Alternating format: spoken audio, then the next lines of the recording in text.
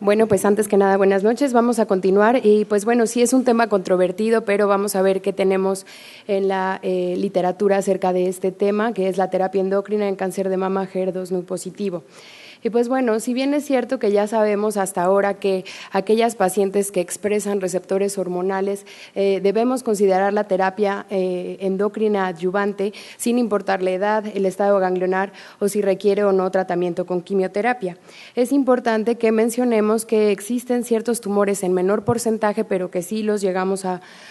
observar, que se presentan en un 9% aquellos tumores que no solo expresan receptores hormonales, sino también de forma simultánea expresan o sobreexpresan la vía de HER2. Es por eso que en la actualidad conocemos que hay controversia acerca de estos tumores que sobreexpresan HER2, pudiendo ser menos sensibles a la terapia endocrina, independientemente del tipo de terapia endocrina que se vaya a utilizar. Y bueno, como conocemos, no nada más nos vamos a basar en la sobreexpresión de HER2 para saber qué tanto vamos a responder a la terapia endocrina o qué es lo que esperamos en nuestras pacientes, sino que también debemos basarnos en el tamaño tumoral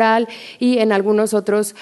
puntos importantes. Algo que llega a ser relevante en la actualidad también son los marcadores de proliferación como Ki-67 y también las pruebas génicas que nos ayudan a ver el impacto que vamos a tener en la recurrencia aproximadamente de 5 a 10 años siguientes en estas pacientes, como puede ser, por ejemplo, Oncotype. Y pues bueno, sabemos bien acerca de esto y ya algo que hemos estudiado son las vías de señalización que tienen los estrógenos y cómo pueden estar estimulando a esto. Tenemos las vías de señalización que son genómicas, que van a estar influyendo directamente sobre los cofactores a nivel nuclear. Tenemos también otras vías que no son genómicas, pero que también van a influir a través de echar mano de otras proteínas y de otras vías de señalización, como lo es MAP, AKT, PI3K, la vía de mTOR, y que esto a su vez también va a poder estar estimulando, ya sea de forma indirecta, también a otros factores importantes, como son los factores que se expresan en la membrana, que serían, por ejemplo, el EGFR, el mismo HER2, y también estos, a su vez, estimularse de forma directa por los estrógenos de nuevo, también estimulando el IEGFR, que también puede ser otro factor importante en esto. Bueno, y también vamos a tener algo importante que va a ser la misma expresión que tienen estos factores hacia las vías intracelulares de señalización, lo cual lleva a la expresión de los cofactores y de nuevo a la sobreexpresión de los factores de transcripción, todo esto para llevar a la proliferación tumoral y a la supervivencia de la célula tumoral, lo cual nos hace entonces también muy susceptibles a que podamos llegar a tener resistencia a la terapia endocrina. También algo que es importante y que ya conocemos bien es el factor de tamoxifeno que tiene sobre estas vías de señalización ya mencionadas en su parte agonista parcial, lo cual nos puede llevar a tener una mayor resistencia a la terapia endocrina. Esto es importante porque nos hace conocer las teorías que podemos tener acerca de esta resistencia a la terapia endocrina, como puede ser, ya vimos, la misma sobreexpresión de HER2 puede ser controlada por los estrógenos, ocasionando una regulación a la baja de la misma, pero también controversialmente la sobreexpresión de HER2 puede promover, ya vimos, de forma independiente el mismo crecimiento de la célula tumoral. Asimismo, también vimos que el efecto agonista sobre la vía de HER2 que tiene tamoxifeno, aunque es un agonista parcial, nos puede estar llevando a una resistencia también de la terapia endocrina, y si bien es importante, y lo vamos a mencionar adelante en los estudios, qué impacto están teniendo los tumores que no expresan receptores de progesterona. Esto se ha visto que tiene un comportamiento muy similar a la sobreexpresión de la vía de HER2, también siendo un campo para estudiar la resistencia de la terapia hormonal. Y también vemos que son múltiples vías de señalización, que estas tienen señalización de forma bidireccional y que estas pueden estar estimulando otras vías de señalización a su vez. Entonces aquí nos tenemos que enfrentar ante una pregunta: ¿debemos utilizar una combinación de terapia endocrina o bien debemos tener o plantear plantear una estrategia mucho más biológica para estos pacientes. Y pues bueno, hasta ASCO de 2007 realmente no había un consenso para esta asociación. Había estudios que eran pocos, eran retrospectivos, eran aleatorizados, con poco peso, muy heterogéneos, que no nos permitían brindar una conclusión acerca de esto. Pero bien, sí nos planteamos otra pregunta. ¿La interacción de la terapia endocrina y HER2 puede variar según el agente hormonal que yo le brinde a las pacientes? Y pues bueno, hablando un poco de tamoxifeno, podemos mencionar que bien conocemos ya por varios estudios las ventajas que nos ofrece el utilizar tamoxifeno, respuestas de un 60%, impacto en el intervalo libre de enfermedad, disminuir el riesgo de recurrencia casi hasta de un 39%, disminuir este riesgo y también tener un impacto en prevención para pacientes que consideramos de alto riesgo, incluso hasta de un 31%. Pero también nos enfrentamos a desventajas cuando estamos tratando tumores de HER2 o con sobreexpresión de HER2. ¿Por qué? Por la parte agonista parcial sobre el receptor AF1. También la misma sobreexpresión de HER2 me va a llevar a la resistencia de nuevo en un 40% y tenemos varios estudios que si bien aquí ocasionan otra vez controversia debido a que el utilizar trastuzumab en combinación con tamoxifeno en algunos estudios muestra tener sinergismo, pero en otros muestra mayor riesgo de resistencia. Es por ello que tal vez para las pacientes premenopáusicas que tienen este tipo de tumores podamos echar mano y no olvidarnos de las otras opciones que tenemos, que si bien hasta las guías de este año en el NCCN lo siguen como mencionando como categoría 2B, puede ser una buena opción para estas pacientes brindarles una ablación ovárica quirúrgica con radioterapia o bien una supresión de tipo farmacológico.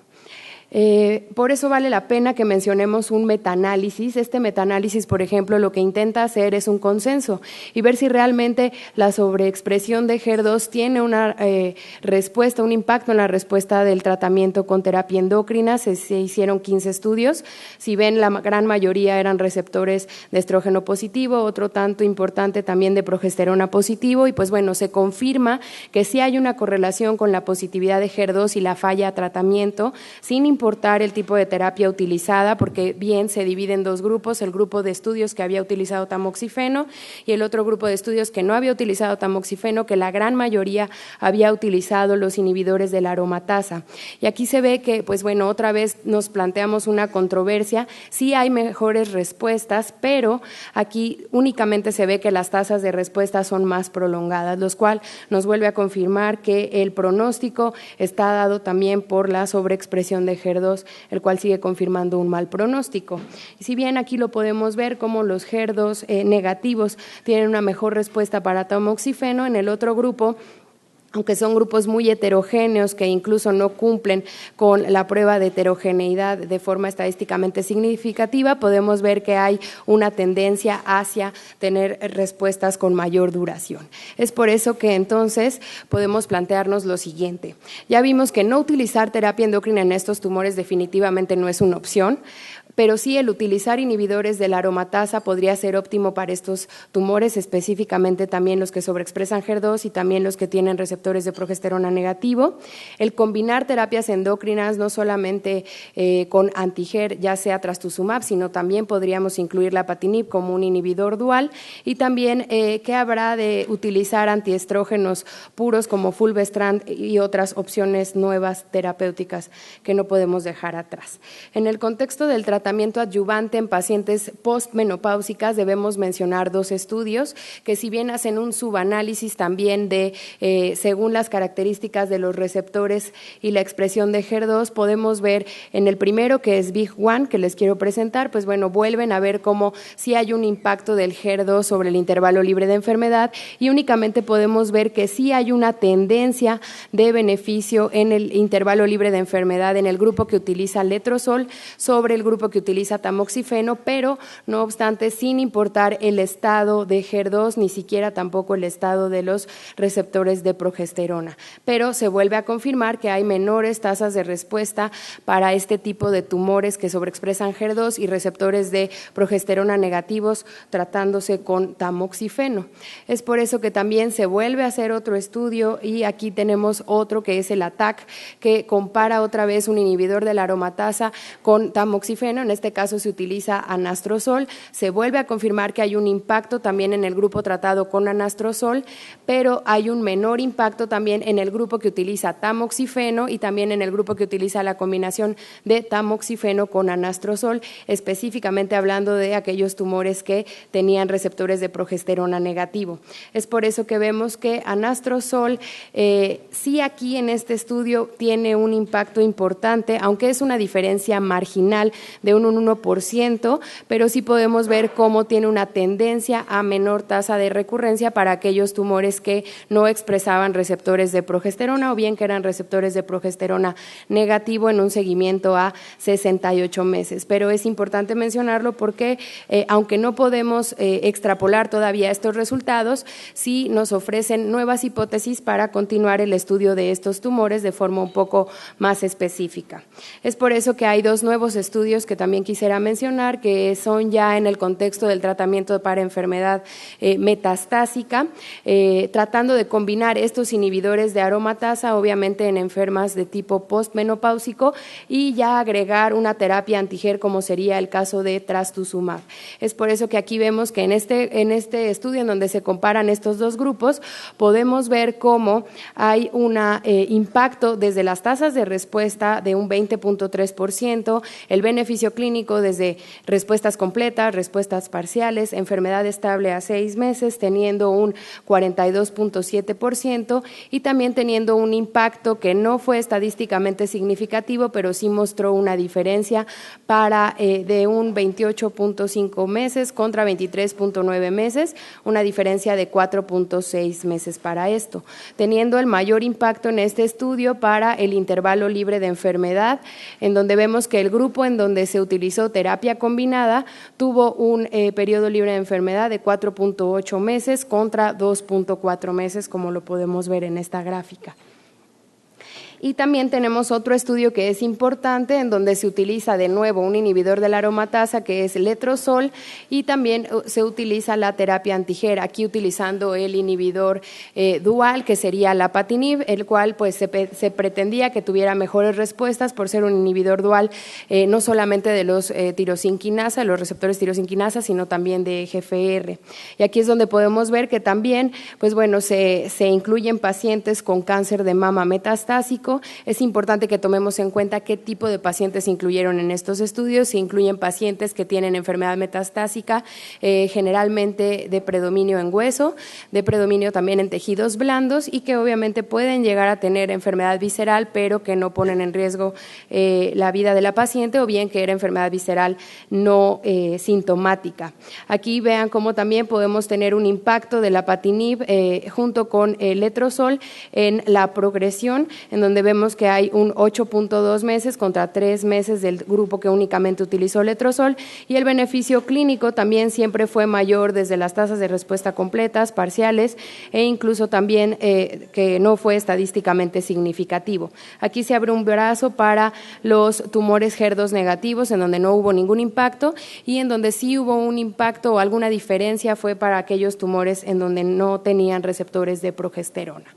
Entonces, por eso es importante también no dejar atrás las nuevas estrategias terapéuticas que podemos tener, obviamente en combinación de la terapia endocrina. Si vemos, seguimos utilizando la terapia anti-HER con algunos otros inhibidores de la aromatasa. Podemos usar también lapatinib junto con algo interesante que son las agonistas puros de estrógeno, que también promete ser algo interesante, y también echar mano de algunas otras terapias como puede ser gefitinib,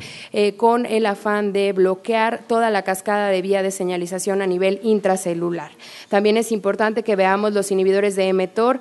con el mismo fin en combinación con los inhibidores de aromatasa, y no dejar atrás también los inhibidores de PI3K, que si bien aún tenemos duda de la forma en las dosis en las que los vamos a poder utilizar. Entonces es importante que concluyamos que nos estamos enfrentando otra vez a tumores agresivos, los cuales no va a bastar tratarlos con solamente una terapia endocrina.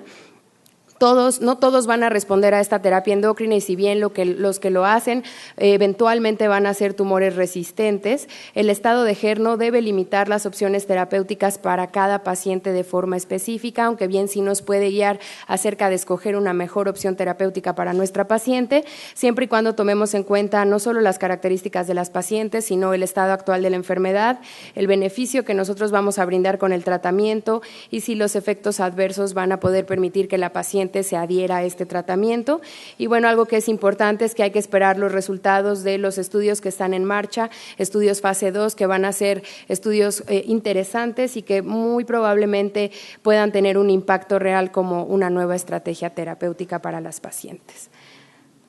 Muchas gracias.